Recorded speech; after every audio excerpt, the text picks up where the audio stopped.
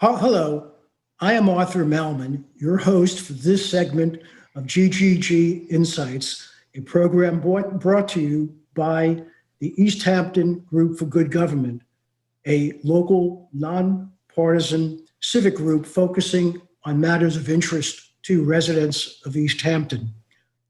It's government, it's villages, it's schools, and so forth.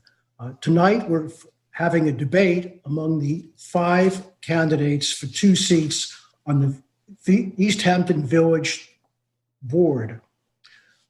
They are, alphabetically, David Driscoll, Ray Harden, Richard Lawler, Sandra Melendez, and Chris Minardi.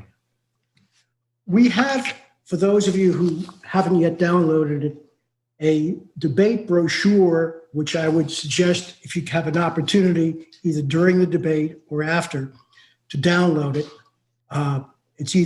It's also on our East Hampton Group for Good Government website. It has a lot of information about our debate procedures. It has also, probably more importantly, how you get absentee ballots and vote in the village election, which is not the same as how you vote in the national, federal, or state elections. And it has, probably most importantly, a section of 2 pages written by each of the candidates telling you their backgrounds and their thoughts about the future of East Hampton. It also has at the very end a vision statement that is currently, besides being in the brochure, on the village's website. And our first question will be about that vision statement and changes that some of the candidates think should be made in it. The GGG has shared with the candidates the first question about the vision statement, which, by the way, is a similar question to the one we had earlier in an East Hampton Village Mayor debate. But all of the other questions are totally unrehearsed and spontaneous. Each candidate will have initially 1 minute to introduce themselves, and then we'll start the questions. And each candidate will be afforded the opportunity to answer each of the questions. And we'll go in order, starting with a different candidate for each question. But every candidate will have the same, up to 1 minute to answer each question. And believe me, if any candidate wants to agree with something that somebody else said before that, that is perfectly all right. If you answer in 10 seconds, you will get the undying gratitude of half of our listeners. After each candidate has had the opportunity to answer each of the questions, we'll have an optional 30 seconds available for any candidate who thinks they need the time to either elaborate on an answer they gave, rebut something somebody else said, or for that matter, not even make use of the segment. And then at the very end, we'll have 1 minute for each of the candidates to sum up. And as they're getting close to their end of their allotted time, we're going to have this very high-tech sign, which I think I've even got upside down, which says 10 seconds remaining. And if they happen to see me, fine. I'm not going to cut them off in mid-sentence, but if they drone on, I will cut them off. And hopefully if I drone on, everybody will cut me off. In any event, let's get started, and we'll do this in alphabetical order. Dave, if you put your mic on and just give us a background on yourself. Okay, Dave Driscoll, good evening. Thank you, Arthur. I've spent summers and holidays here since 1959 and worked summer jobs at the Maidstone Club, the Hunting Inn, and the Chowder Bowl at Main Beach. I took over and ran the Chowder Bowl from 1983 to 2014. All told, I was up at Main Beach for close to 50 years. In between, I worked 38 years in the NYPD, close to 20 in its executive ranks. I have a bachelor's in sociology from Xavier University. I also have extensive training and experience in management and public leadership. I completed a leadership and management program at the FBI National Academy and the National Preparedness Leadership Initiative program at Harvard University. I have put that training to good work. I led the NYPD recovery efforts at Flight 1549, which was Sully's plane on the Hudson. And I led the NYPD rescue and evacuation efforts at Breezy Point during the height of Superstorm Sandy. That's a tongue twister. I procured and managed $34 million in Homeland Security grants as commanding officer of the Harbor Unit. I brought our family home in the village 6 years ago and retired from the NYPD 3 years ago. I think I have the training. I'm sorry. One sentence. One sentence. Go ahead, Dave. I think I have the training and experience to add value as a trustee and would love to continue my life as public service as a member of the board. Thank you. Thank you, Arthur. Sure. Ray? Okay. For those of you who do not know me, Ray Harden. I've lived in East Hampton for 55 years, moved here when I was 2. I'm one of 7. I have 3 brothers and 3 sisters. Went to Moseley Trinity School. From there, I went on to Mercy High School in Riverhead. After graduating Mercy, I stayed back in East Hampton and started working. Started out in construction, then worked for Riverhead Building Supply, where I did pretty much every position there: a yard man, a driver, counterperson, outside sales, and then finally management. Left the Riverhead Building Supply in East Hampton in 2000, went to work for Sam Pebble Builders for 2 years, and then on to Ben Krapinski Builder, where I presently work now, and I am co-owner of the business with my business partner, Stratton Skellinger. Thank you, Ray. Thank you, Ray. Rick? Oh, you got to unmute. You got to unmute. Already, I'm making a mistake. Thanks very much, Arthur, for having us, and thanks to Group for Good Government and LTV for putting on the debate, and just welcome to all my fellow candidates. Basically, I lived my whole life in East Hampton. Started my public career with East Hampton Town. Shortly after that, I was recruited by Suffolk County Police, where I served 35 years with them. I was supervisor of a specialized unit that handled only serious felony cases. I then went to missing persons unit. From there, I supervised the kidnapping team. And from there, I supervised a team in the Narcotics Bureau, specifically the East End Drug Task Force, which handles all the major drug cases here on the 5 East End towns. I also, while I was with my specialized team, was assigned to assist federal authorities with the Flight 800 crash off of East Mauritius. So that experience coupled with other experience with major investigations and disasters, I think qualifies me to help lead the village into the future. Thank you, Rick. Okay. We're tough, I'll tell you. Okay, I guess so. Okay, Sandra? Good evening, everyone, and thanks to the GGG for this opportunity. I'm Sandra Melendez. I was born in Puerto Rico, and I moved to East Hampton in 2007. I'm a wife and the mother of 4 amazing children. I graduated with a dual major of business administration and accounting. I obtained a Juris Doctor from the Inter-American University and a master's in tax law from Georgetown. I established my law practice here in the village of East Hampton, where I provide services for immigration, criminal, family, and tax law. I believe I'm a great candidate because I'm passionate about the village of East Hampton. Though I was not born here, I chose to live here. My oldest son and my daughter graduated from East Hampton High School, and my youngest 2 are still in the East Hampton district. Every day I work trying to find solutions for my clients. I apply laws and regulations to find the best solutions for the issues.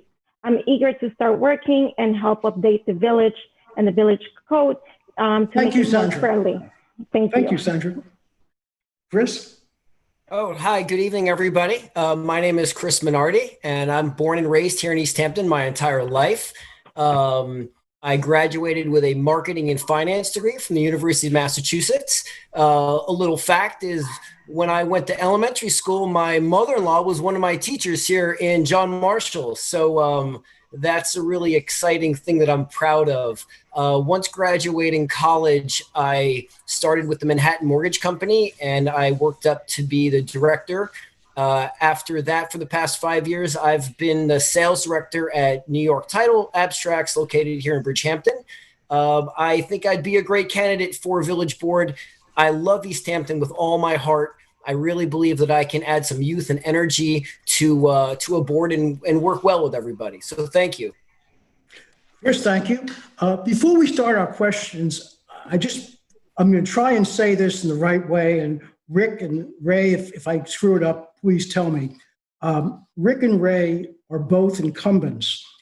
Rick is the mayor of East Hampton, having been the deputy mayor when Paul Rickenbach, who had been mayor for many, many years, retired around the first of the year. Rick became mayor, although now he's running for trustee. And when Rick vacated his seat to become mayor, Ray was appointed to fill Rick's unexpired seat. I've tried to say that at least 10 times today to make sure I didn't screw it up too badly, and I hope I got the general idea across. And with that, let's start our questions, and we're going to start with Chris, who gave his bio last. And this one, as I said before, this is the only question that we've shared in advance with the candidates. And you can find the vision statement that we're talking about either in the back of our brochure here that's available to be downloaded, or you can go right to the village's website to see the vision statement. It's too long to read now. I timed this, it takes about 2.5 minutes. In any event, what we've asked each of the candidates to do as our first question is to either update the vision statement that was done several years ago, or tell us that they're happy with it and they don't think it needs anything to be updated. And we'll start with, as I said, with Chris. All right. Hi. As per the vision statement, I believe that it's very well crafted. I've read it multiple times. It's well written, and I think it encapsulates a very positive outlook on East Hampton Village. I agree with most everything that's in there, so I don't really have all that much to say. I would question the fact of one aspect says that the village will not create any new parking at all. And the other thing is I don't think the vision statement was tailored towards second homeowners or visitors of East Hampton. But overall, I think it's a good statement and very well crafted. And I commend the board to however they put this together. It's very nice. Sandra? Yes, I agree with Chris, even though I would change the part where it says that tourists are threats. I think they could be an asset to the community. They can help our businesses thrive and spread the word of the beauty of East Hampton. Other than that, I feel like it's a well-written vision statement. Rick?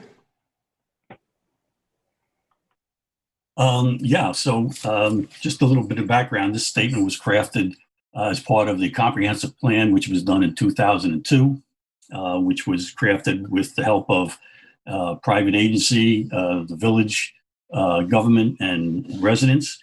I think it pretty much sums up what village residents wanted at that time, and I think still want to a certain degree. If I had to change anything, of course, it would be first publicly vetted in public hearings, but I think I would add sewage, water quality, and traffic, along with parking. I would add something in about those three things. Great. Ray? I agree with Rick. I think the same thing, that the sewage treatment is a big issue, and it's going to lead to more wet uses in the village if we can get it going. Parking, again, we're working on the license plate reader, so that should help ease the tension there. And we're also working. We set up a task force to work on traffic. So hopefully something's going to be coming from that. And David, you have a last shot. You got to unmute. Oh, you got to unmute. I'm sorry. So the perennial issue seems to be parking, and I'm going to take a little bit of a contrary view. I think we need to plan for the norm and not the exception. At this point, I agree with the vision statement that I'm not in favor of creating additional parking in the commercial core. I think it's time to take measure of exactly where we're at, and we got two new developments coming down the pike. One is the software-based parking enforcement system that will allow us to pinpoint when parking demand exceeds availability and how often. It will help us understand the extent of the problem. Is it a handful of days, or is it throughout the season and throughout the hours? That will help us guide the way forward. Also, the engineers from Nelson and Pope, as part of our commercial revitalization plan, are going to do a comprehensive parking study with recommendations. So for now, I would await the results of that analysis before we figure out what we're going to do moving forward. And now, does anybody have anything to say, rebuttal or clarification? Or if not, we can move on to our next question. Okay. Our next question is about the usual Airbnb problems. Our village code allows homeowners to rent their residences for no more than 2 periods of 2 weeks each during the year. Homeowners using Airbnb or VRBO are renting their houses for multiple weekends. That is, some homeowners, often to groups who have loud parties and lots of guests. How much would you have the village spend? This is a very exact question. How much would you have the village spend to monitor these websites? And how much would you fine offenders? And would you possibly try to get tenants to move out who breach these rules? Sandra?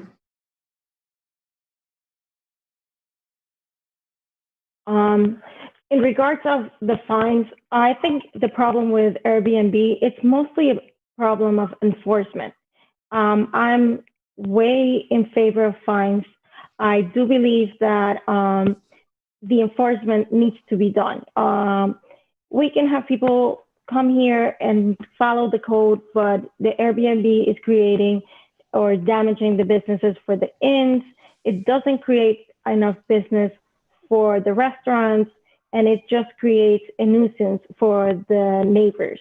I think we should start, like always, with some type of small fine, but as the violations go and get bigger, I guess the fines should get bigger too.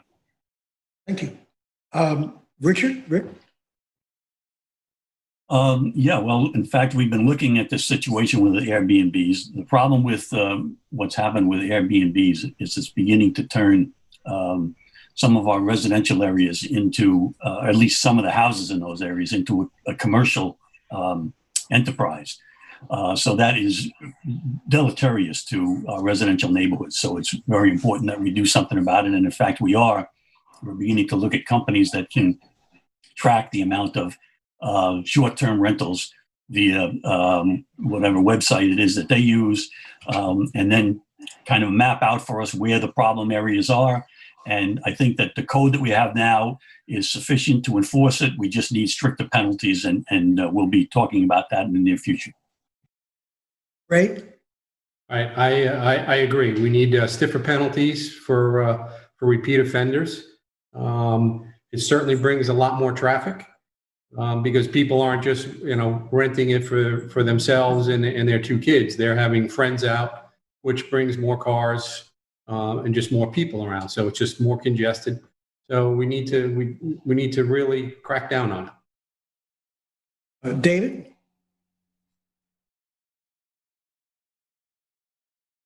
I agree. It's a major quality of life issue. It may merit a dedicated code, but if we're going to use the existing code, I think in order to have a starting point for enforcement, and enforcement is the key on a lot of these issues. If you can't enforce it, it's worth nothing. So, I think we should tweak the current code and put in a requirement of a simple notice to the village hall, to probably code enforcement, of the 2-week periods that we expect the residents to be occupied with VRBO guests. This gives us at least some kind of point to start with, where if we start getting a number of complaints that there are guests there outside of the periods that are on that notice, we have the authority to knock on the door and ask a simple question. And enforcement goes a long way. It very, very quickly, people start complying when they know there's a penalty to pay. Chris? Hi. This is a great topic because I have one of those houses right next door to me.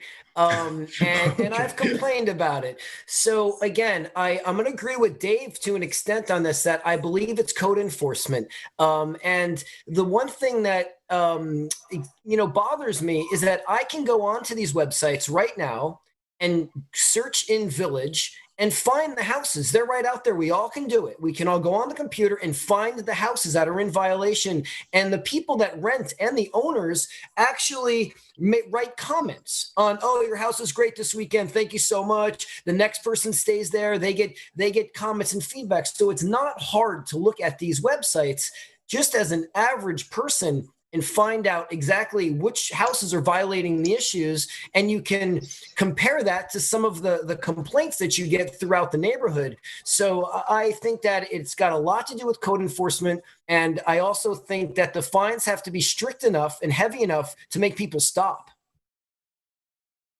I didn't cut you off, Chris, but somehow you sounded out. Does anybody have any rebuttal or clarification? If not, we can move on to the next question. And this one refers to the rents of local businesses. Rick, everyone's in favor of affordable rents for local businesses that would stay open, especially those that would stay open year-round. However, as a practical matter, free market rents for the village stores are notoriously high, and many stores close after Labor Day. How can you change this? Well, that's a good question, and it's a difficult question. We've been wrestling with that for quite some time. And let me just say this. It is not government's function to regulate rents. And I know other communities have tried to do it, and I think some communities have been successful forming some sort of organization that takes donations to kind of offset rents for their businesses. That has not been talked about here. So it's a very difficult situation, and we've done what we can to try to help our businesses here, particularly through this COVID crisis, in relaxing some of our regulations. And I think that maybe that's the way to go for the future, but not to overdo it. We don't want this to become Coney Island or anything like that, but we would, I think, do well to relax some of our regulations so that make it easier for businesses to attract customers. Ray? All right. It is a very tough thing to try and address. The people that own the buildings, I mean, they have a right to make some money on the rent. They own it. They can rent it for what they want. Could it be a great thing if they would lower the rents and you would get people that would open businesses year round? Absolutely. The businesses that are opening are doing it for the few months and then they're closing up shop. A lot of people today are also ordering online. That's a big thing. A lot of people don't even go shopping. It's all done online. So it's a very tricky thing to try and work out. Okay, Dave? Yeah, so I kind of agree with what's been said so far. It's a private enterprise. It's a free market capitalism, and government is a little bit hamstrung with trying to manage that, and perhaps they shouldn't be managing that. If people are willing to pay, and that's the way it is. Somebody was saying about shopping from home. If at some point there's going to be a tipping point where people are not willing to pay the high rents. And at that point, once the rents start coming down, then we might see a different dynamic in the village. Thank you. Chris? So I'm going to go along the same lines as we cannot force these landlords to charge anything more than what they want to. However, I would like to say that the village has an obligation to support these store owners and the landlords to do everything we can possible to listen to their needs, to work with them so that we can put our best foot forward to allowing more foot traffic to support these stores, whether it be parking, the sewer treatment. We can open up some wet spaces once that happens and get more foot traffic into the village. Fix the parking or modify it to at least give the villages the best chance they can to make some money. And hopefully that will trickle down to more stores opening, more year-round stores opening, and give us just our best foot forward. Because again, that's all we can do, but I think we can do a better job. Thanks, Chris. Sandra? I agree with Chris in that we should help the businesses or the owners. I also think that we could incentivize in some ways, trying to relax the code or allowing this business to put some type of division so it creates a lower rent for some people. I even had the idea of talking to the owners instead of having an empty storefront, try to talk to the local artists so they can put their paintings or their art, so we don't have empty storefronts during the off season. So there's different ways to create a better village. It doesn't need to be just lower the rent. Let's help them. Let's make the village prettier, even if it's with an empty place that we're helping the local community, the local artists, or the residents.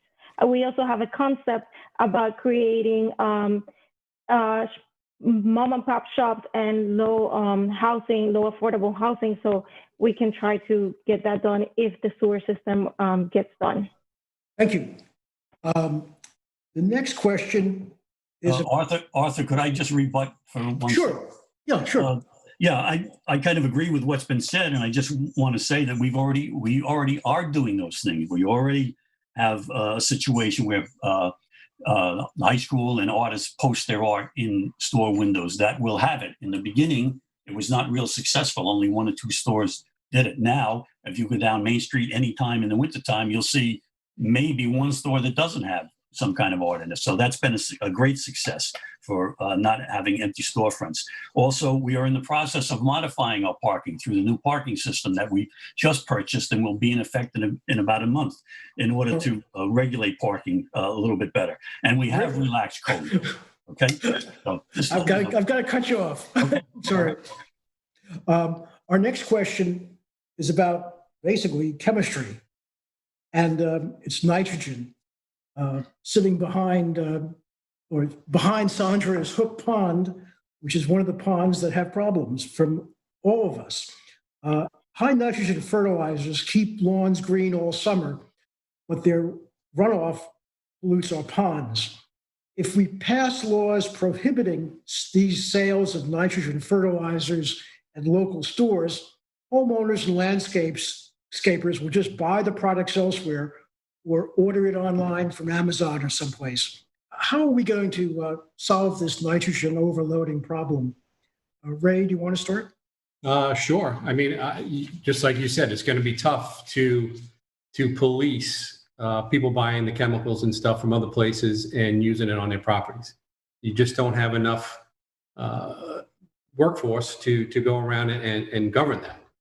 We can do stuff on our end that will help with the nitrogen, which the village has already done with the bioswale that was done down by St. Luke's Church from the flagpole, which looks great when it's flowering. Another thing is, the Phragmites are choking the pond. And I sat on the ZBA, and pretty much every ZBA application gets passed for the Phragmites. Because they're really choking down the pond. So the stuff that we can do, but as far as people bringing stuff from outside, that's going to be a hard thing to police. Dave? Thanks, Ray. Yeah, so a couple of things. We can only control or have an impact on what we can do, and I agree with Ray to a large extent. A couple of additional things, though. I think the village should incrementally, across fiscal years, start converting their old septic systems to IA. Certainly at the beaches, and in the village. You know, we got to lead the way, and we should set an example. Also, we should, I don't know if it's been passed yet, but new commercial enterprises should also be forced to put in IA. Wastewater treatment plant is critical to the long-term pond and water health. And Phragmites, Larry Penny back in 2001 said that was the largest danger there is. And that's something that needs a programmatic attention. Thanks, Dave. Chris? Hi. Again, I agree with a lot of what people said. You know, the one thought that I've always had from sitting on a ZBA for 10 years would be maybe introduce some mitigation to people asking for a variance. You know, there's a really great time to go after some of these people and residents when they're asking for relief to try and slip in some type of low nitrogen protocols for their house. I also think that we could put a slightly better education spin out there. I mean, some people just don't know. You go to the hardware store, you buy your Scotts 1, 2, 3, and you put it on your lawn, where whether it be mailings, emails, any type of education, where there are people out there that care, but maybe they just don't know. And my last point is that, you know, everything in the village leads back to the pond. So wherever you flush your toilet at your house, it goes through the village. It all ends up in town pond. So again, the sewer system in the village might be a really great idea, not just to help out the traffic and the septic in the village, but it will also help the ponds as well and the water quality, because that water will not be filtering back into the ponds. Thanks, Chris. Sandra? I agree with Chris. Everything he said, especially the waste management system, it will help our ponds. Also, some type of incentives or education for the people to know what to use, what not to use. I think enforcement is not the way to go. We only have three code enforcement officers, and it's going to be really hard to go after anybody. Well, thanks, Sandra. Rick? Yeah, I agree pretty much with what everybody has said so far, but I just want to say that we're doing many of these things already. We are leading by example. We've just approved an IA system for the bathroom that's at Herrick Park, which will be installed very shortly. We just okayed an IA system for one of the businesses on Main Street. Then that's going to be installed shortly. All of these things have been in process. And unfortunately, some of my friends here tonight think that the government moves, you know, at the speed of light. It doesn't happen that way. There are a lot of T's to cross and I's to dot before you get to the stage where things get done. But we've been moving steadily towards all of these things. As Ray said, the bioswale, we also have installed specialized filters in our street drains so that when they drain into the pond, many of these contaminants are drained out. So we've already started and done many of these things. Thanks, Rick. I'm sorry. Our next question is really a long question, but it's also been a long problem, and that is airport noise over the village. And I'm not sure there's any quick solution or any solution. Many residents reimagine East Hampton Airport operating with some single-engine planes flown by hobbyists on weekends, and a place for landing emergency supplies and evacuating injured people during storms. However, that's not the reality. The reality is that shared helicopter use on Blade and other carriers will surely surge again after COVID-19 social distancing concerns subside. Secondly, even after grant assurances expire in 2021, the FAA will really not permit the town to limit operations.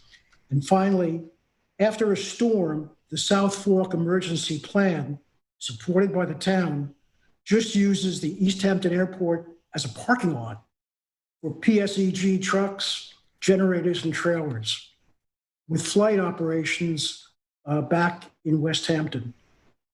When there are only two choices, will you vote to keep the airport open, or will you vote to close the airport, and why? Dave, do you want to start this?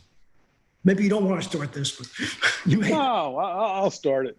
So I'm not for closing the airport, just to get to the bottom line, but I think the airport provides the village with a lot of jobs, and not only on-site jobs, but on those service industries that service the airport. So, I don't have the numbers in front of me, but I know it's a significant amount in our economy. In addition to that, the airport is in minutes away from the village, and it's in the town. And if we ever had a human triggered event or a natural disaster, that would be the staging place to get equipment, personnel in, and to medevac people out. That's something that's easy to forget when everything's great, but you'd surely miss that.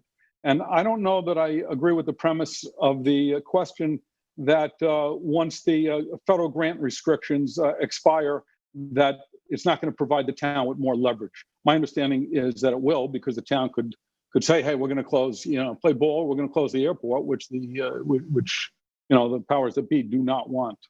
So that's how I look at this. Chris? All right. So I am in favor of keeping the airport open. I support the airport. I think that when we talk about flight plans, working with the town, there's got to be a committee, or there's got to be an open avenue to try and have our voices heard on managing the flight paths of the helicopters and the airplanes. And I agree with Dave to an extent where the economics of the airport, they play into East Hampton's village, where a lot of the benefits from wealthy people that use the airport and decide to call East Hampton their home trickle down all the way to the electrician and the gardener and the landscaper and the contractor, the home watcher, and the attorney that work here and that can afford to be here in East Hampton. So I think that there is a way to try and manage the best we can and make it the best we can for our residents. But I am in favor of keeping the airport open if I had a yes or a no answer. Yeah. Sandra? Yes, I am in favor of keeping the airport too, for the jobs, for the lifeline, for everything that represents the airport. Having the airport is good for the village residents also. Most of our residents are second home owners, and they do use the airport frequently to get back and to the city for work. And if there's an emergency, I would like to keep the airport always open. Yes. Rick? Yeah, I too am in favor of keeping the airport open, but I do think we need more and more restrictive guidelines for its use. I happen to live right in the line of runway 28, so I get the jets flying right over my house quite often. And sometimes, as I'm sitting in my living room, it almost seems as if they're going to land right in my living room. They're so low. So I would like to see some more restrictions. I would like to see, instead of a voluntary curfew, a mandatory curfew, things like that. And I think that I agree with Dave. I think that once the federal requirements are eased in 2021, I think that we can accomplish some of these things. Great, thank you. Let's see. It's me. Ray? There I am. I agree. I would like to see the airport open. It brings a lot of money to this community. The people that are flying in on those planes are spending money in the village. They're hiring on, like I believe Chris said, electricians, plumbers, people that mow their lawn. It's just a trickle down. So we need those planes to keep coming in. I agree with Rick that maybe, a curfew should be set up so they can only come to a certain time. I also, like Rick, we're neighbors. So they're flying over my house on a regular basis too. And sometimes I actually like going out and watching them fly over, because next one's bigger than the last. Okay. So I think if we had a vote, everybody would vote to keep the airport open. Yes. Okay. Bad news for some people. Good news for other people. Okay, the next is really probably for younger people. I'm too old for this kind of stuff. Chris, you go first, and are you in favor of a more robust nightlife in the village, and how would you achieve it? Well, I think I am the youngest one here. But no, I am not in favor of a better nightlife. East Hampton Village is not a nightlife setting. If you walk down Main Street on any given Friday or Saturday in the summer, unfortunately, it's not the way I remember as growing up, with a couple more restaurants and a couple more bars with active people walking around the village. It's not that way anymore. But I don't think you can really put nightlife in the village. I mean, you go out to dinner in East Hampton, people might frequent the bar crowd, whether it be a Cheetah or Rowdy or Sam's. But other than that, I don't think that there is a place for nightlife and gatherings of things like that would cause noise and excess parking. I don't even know where you would put that right now, but the extent of going out to dinner and enjoying your dinner and maybe staying a little later, that nightlife is fine. Maybe the inns could have a little bit of nightlife when it comes to a piano bar, things like that. But otherwise, no, I'm not in favor of any nightclubs or things like that. Sandra? I would not call it nightlife. I would like to see that the village has the ability to provide music for the patrons of the restaurants. But nightlife as it is, I would not call it that. I would like to go have dinner and be able to listen to bossa nova or the piano player, like Chris said. But if the inns would not do, I would not approve nothing like a big, huge party till 2 or 3 in the morning. We don't want this to be Montauk. We just want the peace and quiet. And most of our residents, by 11, the inns already are done and they want to go to sleep. They're here for that, for the peaceful charm village. They don't come here to party. So I would not call it nightlife, but I would like to see live music or piano players or some type of music in our restaurants. Rick? Yeah, well, I think this is where our parties differ quite a bit. Nobody's against the piano player or maybe a guitar player, that sort of thing. And in fact, there's at least one of the inns that still has the ability to do that and has chosen not to do it. I assume it's because they want room for tables for diners. I'm not sure. But, in fact, both of our opponents' parties have called for large gatherings at the inns. And one has said up until 11 o'clock, I think that's far too late. Another has said anywhere from, I've heard, 6 to 12 gatherings with very little regulation. He's said end at 8, then end at 9, then end at 10. So there's been a lot of variation there. I just think the quickest way to deteriorate our residential neighborhoods is to allow too much activity at these pre-existing non-conforming inns. And I just want to say that our opponent likes to say that people who bought houses next to these inns knew what they were buying. Well, the reverse of that is true. The people that bought these inns knew that they were buying a pre-existing non-conforming quaint inn. Now, they used to be owned by people that stayed at the inn. Now they're owned by corporations, and like any business, they want to make money. So I just think it's a matter of how they do it. And first thing with us is to protect our neighborhoods, and that's what we want to do. Thanks, Rick. I would like to rebut that. I don't think that. Has everybody gone yet? I'll just. No, I haven't gone yet. Ray hasn't gone, and David hasn't. Okay. But you've got the first rebuttal, Sandra. I'm not in favor of it either. I like it the way it is. I agree. If somebody has a guitar or piano playing, I'm fine with that. But no amplified music. We just don't need it. The residents, they want the quiet, peaceful neighborhood. And if they want the loud stuff, they'll go to Montauk. Or, they'll go to a club. But I don't believe it's any place in East Hampton. David? Okay, so you're asking if we should have fun nightlife? That's essentially what you're asking? Yeah.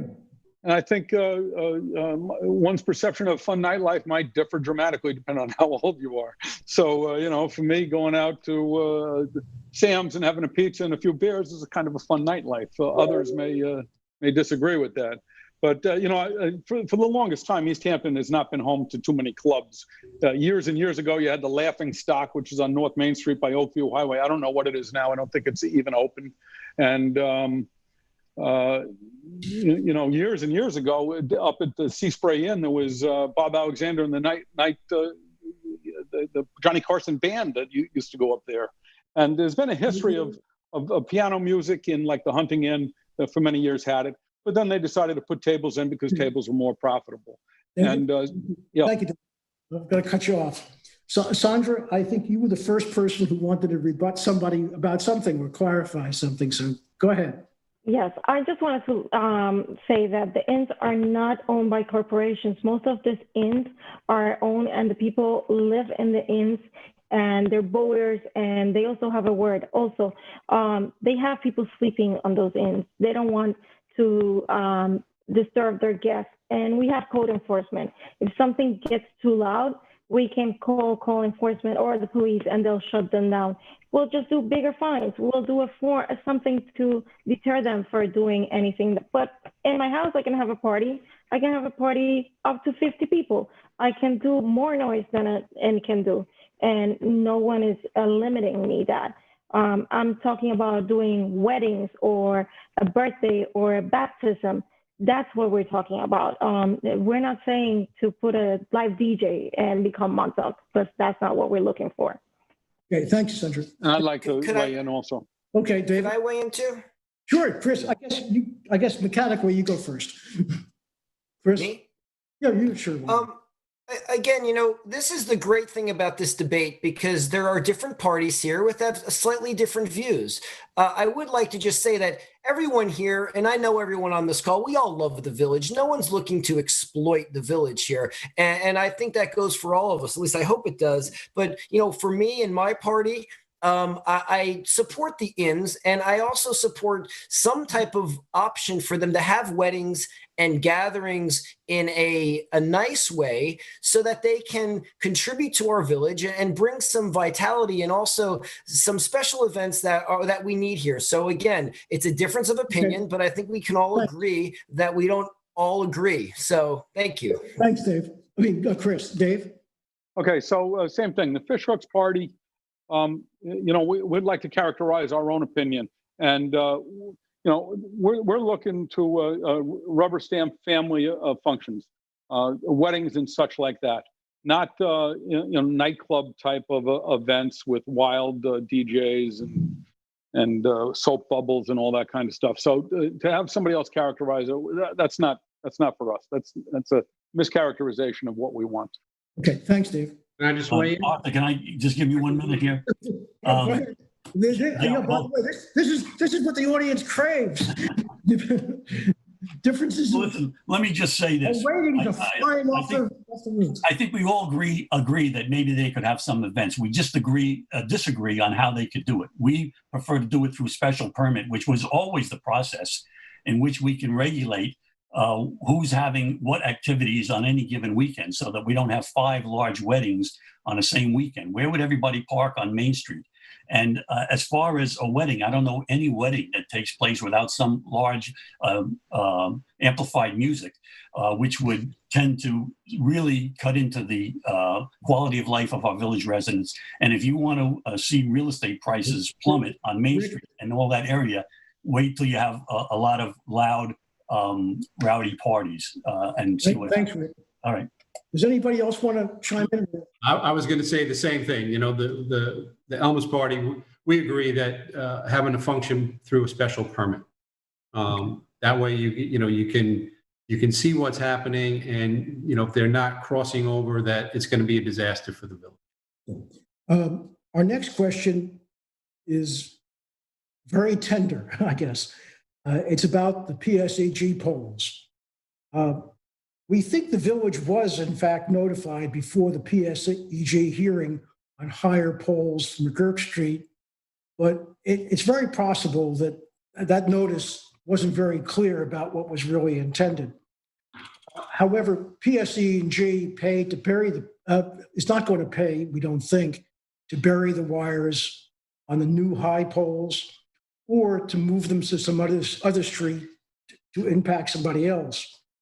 Assuming that can't happen, how much should the village pay to bury these lines? And should the village think about issuing bonds to bury all remaining overhead lines in the village for storms and for aesthetics? and maybe add fiber optic cables at the same time. Sandra, do you want to start? I am in favor of burying the lines, yes. As a number, I would not be able to say. I think it needs to be studied. It needs to be studied to know if the amount of money that's going to cost the village outweighs the positive effects that it's going to be, or the so I do want to bury the lines. Number, I cannot go for it, but I can say that we need to study the situation and try to make this eyesore go away, because that's what it is. Thank you, Sandra. Rick? Yeah, I think we all agree that this is not an optimum situation, to say the least. It's a little bit unfair question. I don't mean by you, you're not aware of the background here, Arthur, but we have kind of a gag order on us from the court. As you know, we're in litigation, so I really can't talk about it. Some of the things that you mentioned have been discussed prior. That's basically all I can say about it. I wish I could say more, but I can tell you that we were actively trying to resolve this for our residents there. Okay. Rick, I honestly, obviously didn't know about the gag order. Ray, I guess you're under the same thing. Ray. Okay. David, you're not gagged. I'm not gagged. No, I'm not gagged. I'm not gagged at all. I'd just like to say, you know, with respect to this has been going on for a very long time. And I think the village, whether they got sandbagged or whether they just missed it, was very late to the game. And the later you get into a game like this, the less strength you have in your position. I think the village viewed this as a neighborhood problem, and it's not a neighborhood problem. An assault on any one of our neighborhoods that attacks the character of the streets is an attack on the village. And we should have been all over this very early. And I think that was a major mistake. Now it's going to be more difficult, but I think we should pursue it. We just, a few months ago, finally hired a consultant. That should have been done way back when. Could I rebut this, Arthur? Because this is important. That what David just said is absolutely untrue. It's not true at all. We were on it from the beginning. A lot of bureaucracies involved here. Hard to get everybody to agree. But we've been on it from the very beginning, and that's about all I can say about it. But we are working very hard to get it resolved, and have been for some time. Anybody else want to chime in on this? Or okay. Oh, Chris? Well, I didn't get to talk yet. So if everyone's done rebutting, I think we've got a couple more people that haven't spoken on this. Yeah, I'm sorry. It's my turn. I realized that after I got too far into this, Chris. So you get the absolute last word, and you also get the chance to rebut anything you want to do. I can rebut myself. Is it my turn? You can rebut yourself. You can rebut me. No, I'm sorry. It's my. So, you know, this is a really hot topic, and one of the more important topics to me is these power lines. And, you know, I don't know exactly what happened because I wasn't on the board, and only I believe Rick was. And again, I'm not here to criticize anybody. I think that the village board was probably doing the best that they could. And you know, we have to fix this. So at the bottom line, you know, this is something that I would like escalated to the top of every agenda of every single board meeting until we have an answer. And I would like to see movement. Now, again, I don't know what are behind the scenes meetings and things that happen in the village that I'm not privy to. But however, again, I would like this addressed immediately every single time. And if it is, I'd like to know about it. As for a dollar figure, I think as much as it takes that we can do. Again, I'm a finance major. I'm very good with numbers, but I don't know the numbers. So I would make it a priority to try to get these lines buried with all the resources that we can and cooperation from the board and the residents. As for the entire village, that would be a great plan if it's feasible. But I think we got to start with one or two streets right now, and we can only move forward. Again, no criticizing people. We just got to move forward with this and fix it. Thanks. Chris, you actually got rebuttal time too, so you did very well. But again, I apologize for skipping you the first time. Rick, affordable workforce housing. First of all, does the village need more affordable workforce housing? And if so, where would you put it and how would you pay for it?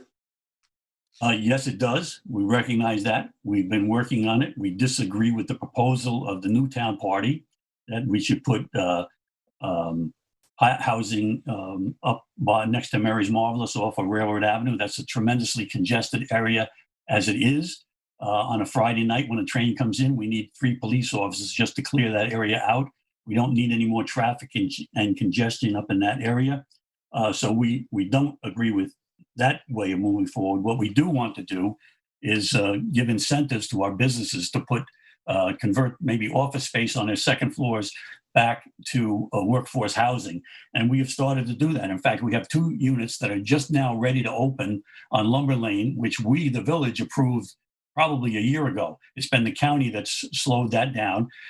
So I think once we get the sewage treatment system in, we can work harder on getting second floors converted to workforce housing. And we've already begun with the town. We're in fact about to sign a memorandum with the town to resolve that. All right. Thank you. Ray, you can pick up. Okay. I think the sewage treatment is going to be the big key to this because it'll open up. There's a lot of apartments above these stores on Newtown Lane and Main Street that could be used for housing. I think that's a great start right there. It'll certainly open up a lot, and I think that's the way to go. Okay. David? I think to assume that private apartment owners or building owners that have apartments available are going to make it available to workforce housing at a reduced price is a long shot.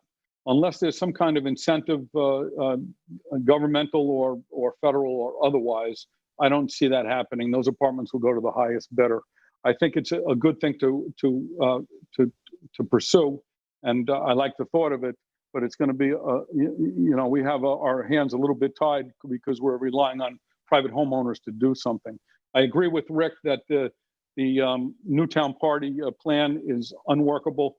I think the village is fully developed as it is, and I'd be very hesitant to do even a medium to large project where you're going to add, a density to the population that we're already struggling with.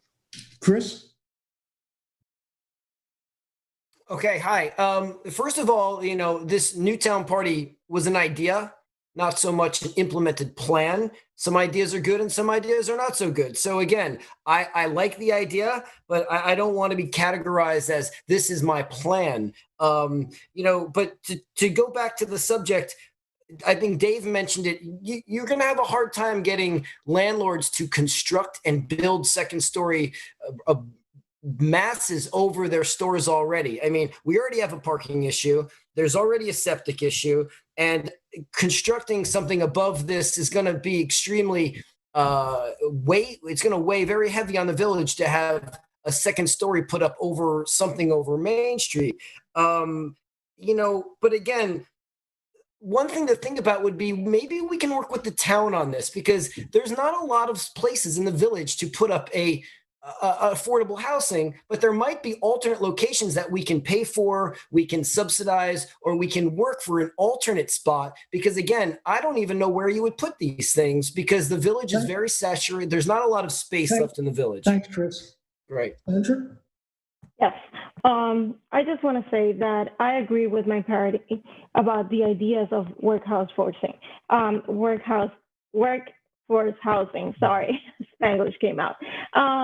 Yeah, we are talking about ideas of creating new housing by the train station or Mary's Marvelous, but it's a study. It's something to look at. Our ideas to get people and to stay here. The village of no, like always, they hear it, they say no, we cannot do it. There's a train coming.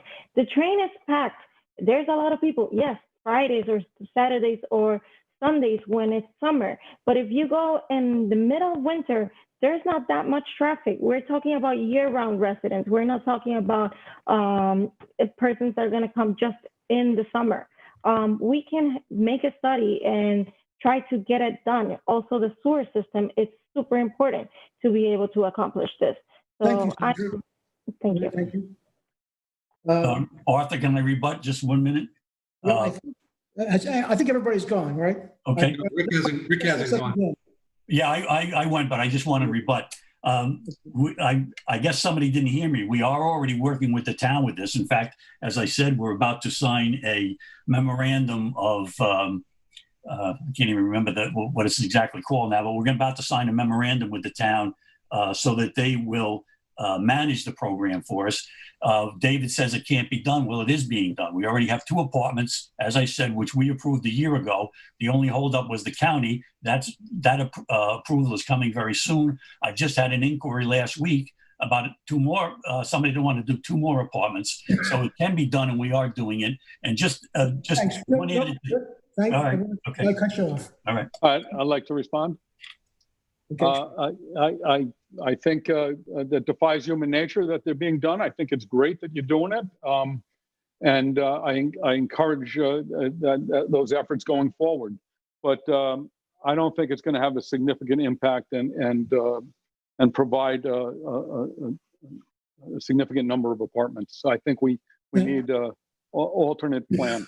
And I agree with Chris about other than having the housing authority administer something we're doing, would like to have a bigger project and identify some housing that we can partner with them on. Thanks, David. Anybody else want to respond on this one? Okay.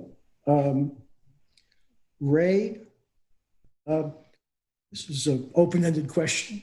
Oh, great. What's your approach to public participation in village government? I'm for it. How would you do?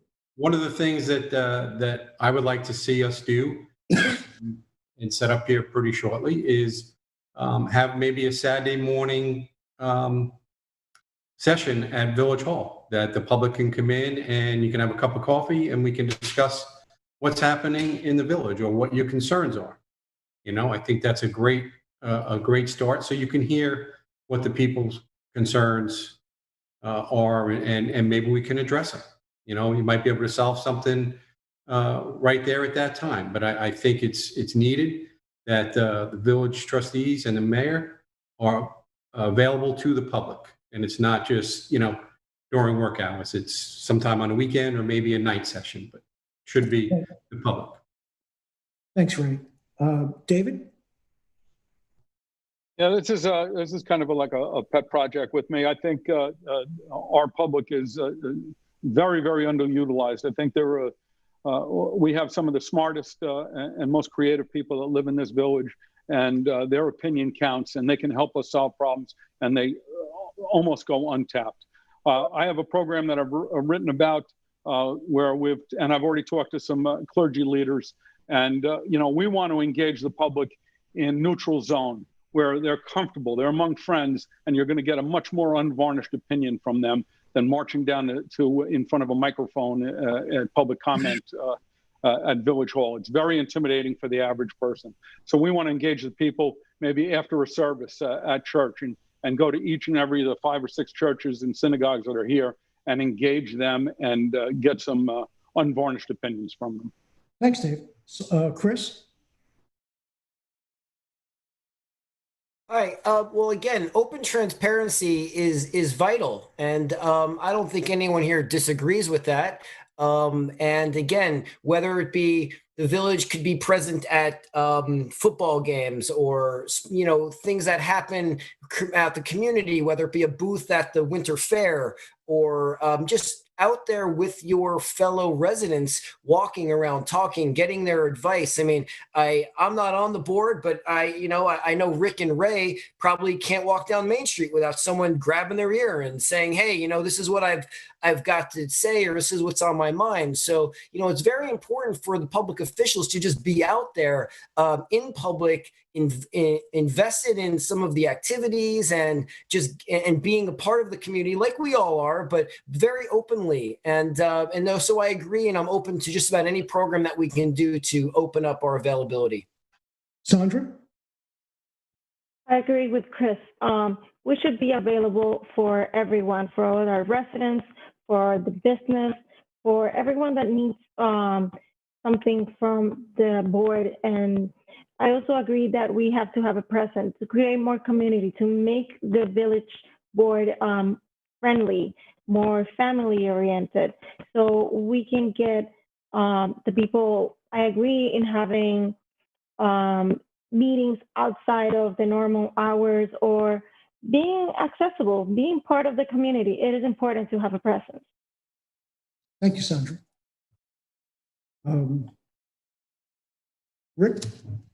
Yeah, I agree with everything that's been said already. And in fact, it's already being done. It's been done since I took office. If anybody remembers the first day that I took office, I made a public statement at our meeting about how my door was going to be open to anybody. Anybody could call me or email me. And that's the way it's been since I've been in office. And I think if you talk to any business owner, you know, and they're honest about it, they would say that they've had total access to me and our board. I think that's the way it's been, and we will continue to do that as long as I have anything to say about it. I agree with Ray about coffee with the mayor. We were about to start that, and then COVID hit, so we couldn't do that. We are out in the community all the time, and Chris is right. I get stopped all the time on Main Street when I walk with my wife by people who ask questions, just want information or want to know how to go about doing something. And I engage them all the time. I regularly try to see our business owners and try to facilitate whatever it is that they need to help their business. Rick, rather, I'm sorry. Okay, thank you. This starts with Dave. How would you control the tick problem? The tick problem is a problem. I got a couple of them this year, but I kind of got them because I wasn't taking the proper protective steps. I think it's a difficult problem, obviously. I think that it's incumbent upon the village to put out materials that describe the risks and describe mitigating factors to keep yourself safe. There has to be some sense of personal responsibility. In addition to doing what we can do, and I think public education and public outreach at areas owned by the village that people are going to frequent is important. Signs up, warning them how to mitigate the risk for ticks and that ticks are present. And I think that will reduce the incidence of tick bites. And in addition to that, you know, we can look into some of the other methods to control ticks. Chris? All right. So, ticks is a problem. And again, there's a lot of carriers to these ticks. They're not just deer that create these ticks. There's birds and squirrels and the wind and, they're coming there. So I agree with what Dave said is the education. And it's not just the education to the adults, but maybe the children too, because, we could have the schools put out something because kids don't know what to do. And we want to make sure that everyone knows. And whether you're in kindergarten or you're a grown adult, you should be able to be educated enough to know where the ticks are more populated. And again, signs in public places like Dave just mentioned. I think we might have some, I'm not too sure. But, this is a coordinated effort with the town as well, because we're not just the village. We are, the village lies within the town and we're surrounded by the town. And this is a problem that we have to attack with them together. And I think we can do that. But again, it's a coordinated effort. And I think we have got some very talented people that have some great ideas. Andrea? Yes, I believe in education, and also I believe that we as the village board should take the steps to mitigate, but it has, like Chris said, has to be coordinated with the town. We can get rid of all the ticks in the village, but if the town is full of ticks, we're going to get them back again. So yes, education and mitigation, both of them. Thank you. Rick? Yeah, I agree with everything that's been said, and we do coordinate with the town when we can. They chose not to sign on to a deer program that we had a few years ago, but we have started a new one, which I think is even more successful and a whole lot less money. We have hired a group called Woods and Waves, who manages our deer population here in the village by using expert bow hunters. They're all registered hunters. They've all been checked out by this company, And the difference, we've always done bow hunting in the village for years and years and years on properties that were big enough to accommodate it. So the difference with this is this company keeps track of everything for us. And at the end of the season, they can tell us how many deer we're taking, where, and the condition of the deer, that sort of thing. And I think so far, we've only done it for 1 year. It looks like it's going to be a success. A couple other jurisdictions have tried it, like Sagaponic, North Haven, and they're very happy with it. So I think we're going to continue with that. Ray? I'm going to be the first one to say that I agree with everyone that has spoken so far. Thank you. This is our last question, and that is, I guess we'll start with Chris.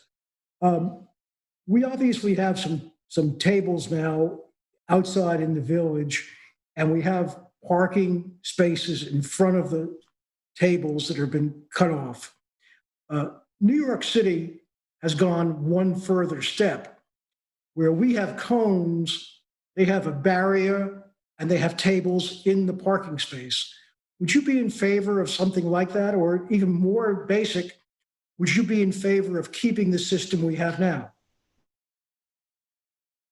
Okay, well, the first step is I'm very excited that we have outdoor dining. Unfortunately, it's through the process of the coronavirus. So that being said, I am not in favor of putting tables in the street or the parking lot. I think that's very dangerous. And that's just, for me, that's absolute no. However, if you look at some of the other towns and villages around us, they don't block all of the parking adjacent to the tables. Again, that's something to look at. I also think that maybe these placement of the chairs and the tables could be modified or at least looked at. I'm very happy that the village has done what they've done for some of these stores right now and these restaurants. However, there might be a couple more that are interested in participating. Again, I'm not sure. I'm not on the board right now, but the quick answer is yes, I'm very in favor of outdoor dining, and I have been in favor from the time I've been in this campaign, and I'm not in favor of them being put in the street at all. Sandra? Yes. Since we started this campaign, we've been advocating for the use of the sidewalks, or not the sidewalk, the brick part of the sidewalks to put on tables. We're happy that we have them. We're sad the manner it came to be, but I think it needs tweaking so it can look better.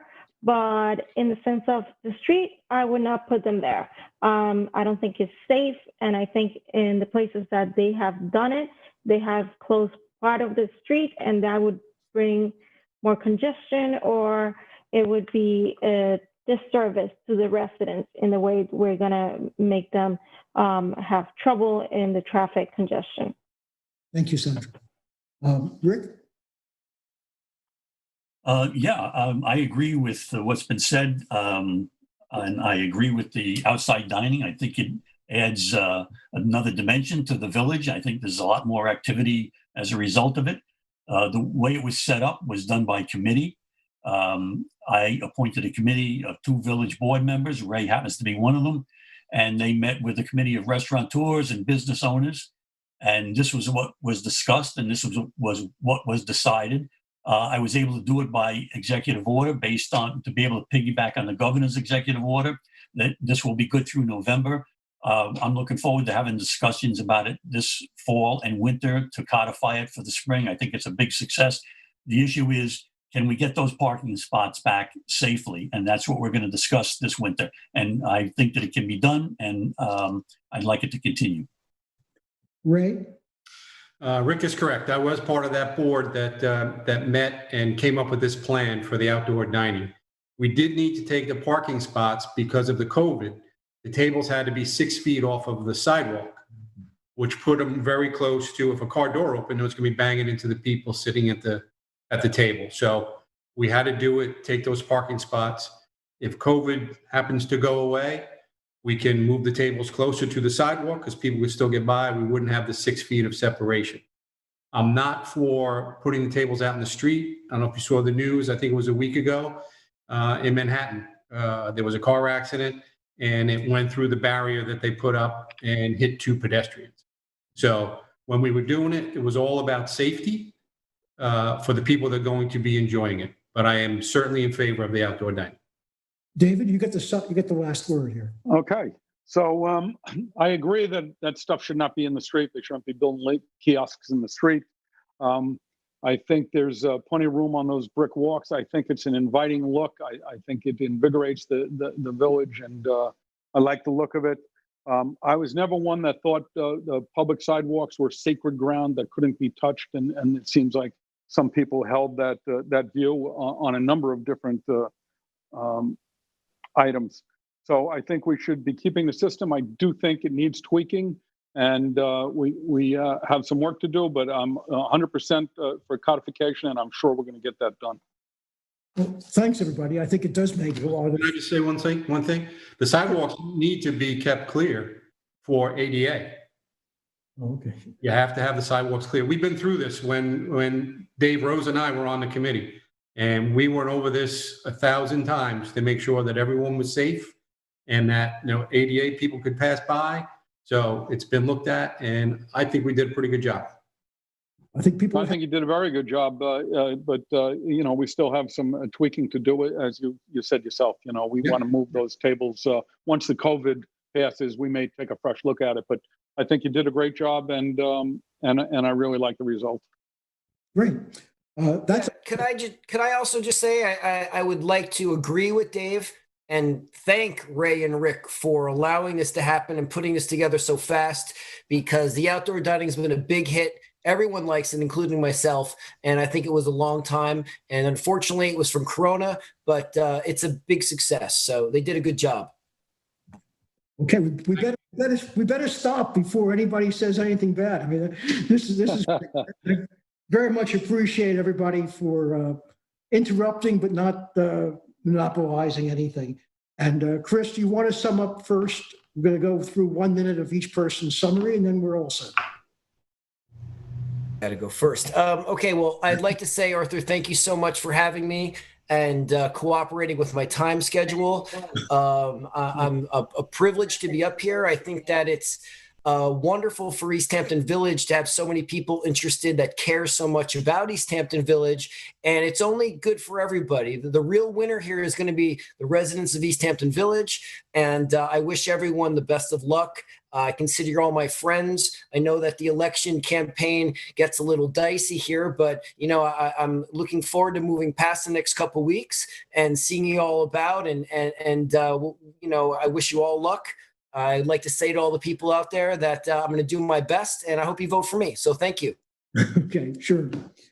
Sandra?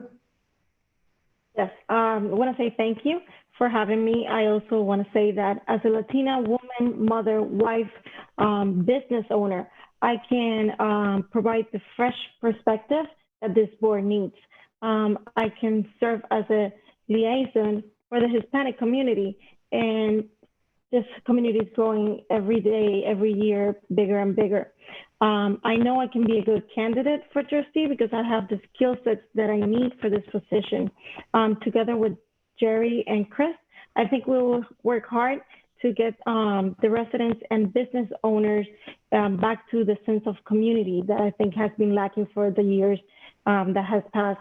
This village is very special to me. Its beauty, its beaches, its peacefulness, and we will work hard to just keep it that way and make it better. Thank you. Thank you, Sandra. Rick?